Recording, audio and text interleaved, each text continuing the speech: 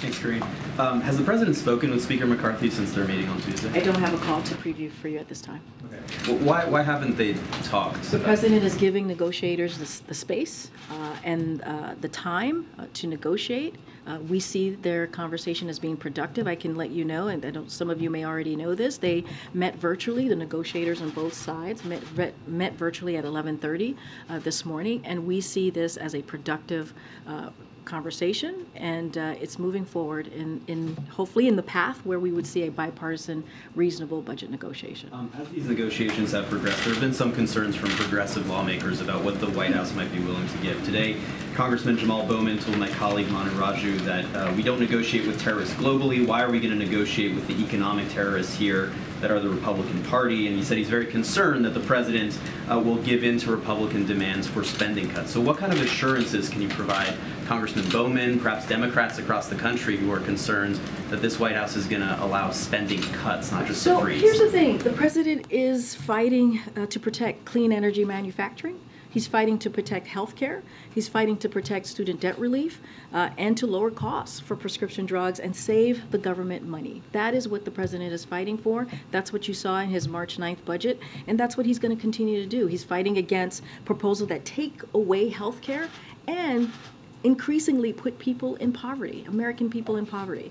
And so you saw this, well, the president said this on Sunday.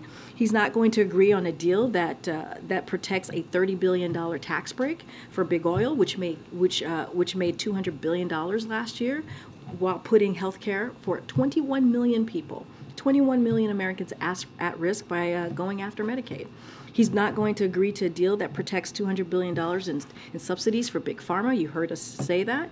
And cuts over 100,000 school teachers and assistants and 30,000 law enforcement officers. We've been very clear about that. And so we have laid out what the president is fighting for, and he's going to continue to do that. What I'm not hearing here, though, is that you're not ruling out cutting spending beyond this current fiscal year. What I've said, and I've been very clear, we're just not going to read out, I'm not going to negotiate from here. I'm not going to read out conversations that we have from here. What I can say is lay out what the president said on Sunday. He's been very clear what he's fighting for: health care, right, clean energy, manufacturing.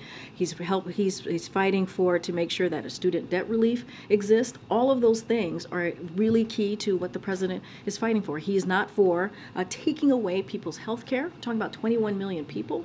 He's not for that.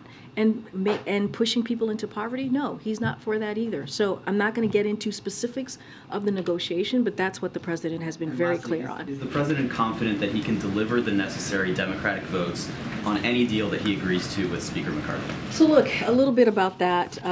Look, I'm not going to get to speak to exact number, right? That's not something I'm going to do from here, but the president and the speaker have said the only way forward is to have a bipartisan, reasonable budget agreement that's going to need both Democrats and Republicans in the House and in the Senate.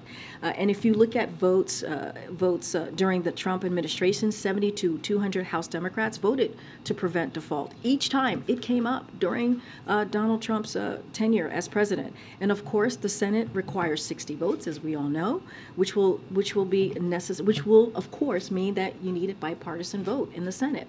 So we know this vote will require, again, Democrats and Republican votes, so which means that when you negotiate, when these negotiations happen, both sides have to understand that neither side is going to get everything that they want. And so that's what we're working towards. That's what you've been seeing from the negotiation team. Okay.